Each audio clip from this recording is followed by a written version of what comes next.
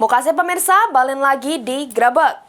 Warga Sri Mulyo, Palembang, ketangkep warga karena ngembat kota amal untuk ongkos mudik lebaran.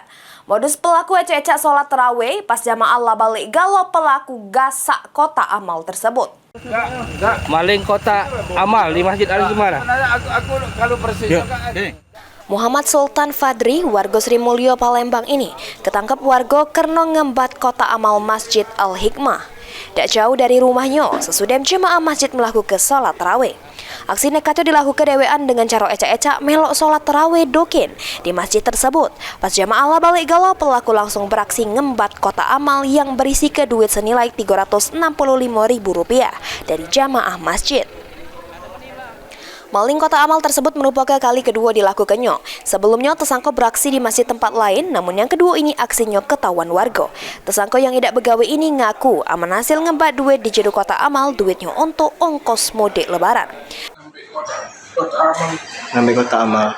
Belah berapa kali ngambilnya? Yang kedua. Duitnya untuk apa rencana? Rencana duit itu untuk balik ke dosa enggak? Untuk makan.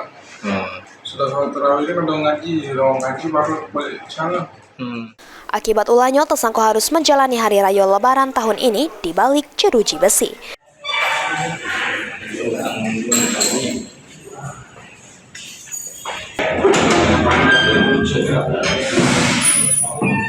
Mulyadi, PAL TV.